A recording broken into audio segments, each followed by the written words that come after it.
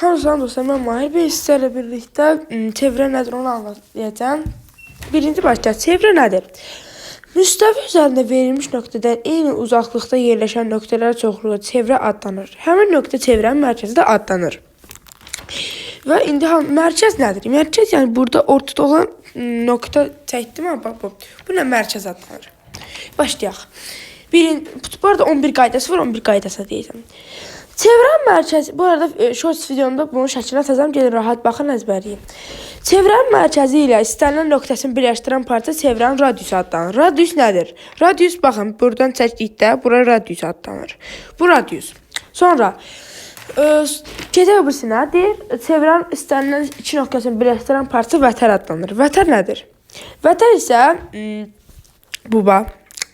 Mərkəzin yanından keçən, iki nöqtəsini birləşdirən və ya mərkəzin yanından keçir. Bax, bu vətər. Görürsünüz, yanından keçir. Bu adlanır vətər. Sonra, görürsünüz. Sonra, keçək üstə, üçüncüyə. Mərkəzdən keçməklə çevrənin iki nöqtəsini birləşdirən parça diametr adlanır. Diametr nədir?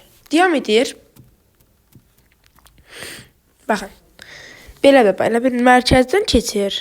Mərkəz biraz belə qalınlaşdırıram, tam olsun. Mərkəzdən keçir və iki nöqtədə radiusla əlaqə olaraq iki nöqtə və diametrdir burası da.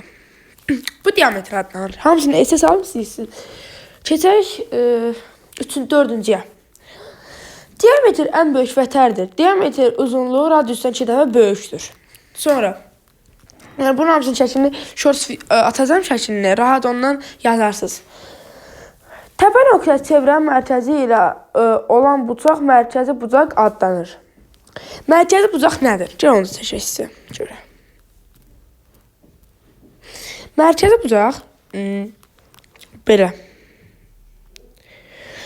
Mərkəzi dəyər yəni. Prosta mən də tam çəkəmirəm. Bax bura belə diametrdir bura. Diametr. Eləmi? Bura mərkəzi. Bax, mərkəzi bucaqdır. Bax, bura. Sonra keçək 5-ə. Yox, 6-ya. Çevrənin istənilən iki nöqtəsinin arasında qalan hissə qövs adlanır. Gəlin, indi qövsü burada yoxdur deyəsən, qövs. Bu qövsün şəklini tapıb şəklini atacağım. Sonra, qövsdən sonra necə gəlir? Qövsün şəklini tapıb shorts videomda atacağım. Sonra qövs addan. Mərkəz 7. Mərkəzi bucaq söykəndiyi qövsün dərəcə ölçüsünə bərabərdir. Bunda görsəndiyi bir şey yoxdur. Təpə nöqtəsi çevrə üzərində olan bucaq daxilə çəkilmiş bucaq adlanır. Daxilə çəkilmiş bucaq isə budur. Budur bax. Əslində mən istəsəm yalandan şəkil çəkə bilərəm, amma yalandan bilgi verməmək üçün tam dəqiq olandan sonra sizə ətraflı bir şəkildə yayacağam. Baxın. Bu buradan 40 dərəcə. 40 dərəcə oldu və bura AB çəkirik. AB. Bura isə olur daxilə çəkilmiş bucaq. Baxın, daxilə çəkilmiş bucaq isə daxilə çəkilmiş, biraz bu kimi yazdım. Pis görsənməsin. Baxın, daxilə çəkilmiş bucaq. Bu isə daxilə çəkilmiş bucaq adlanır. Sonra 9-a gəldik.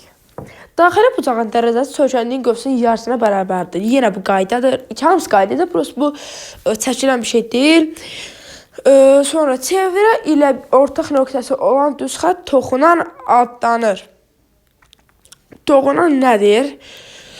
Əslində adından da bilindiyi kimi toxunan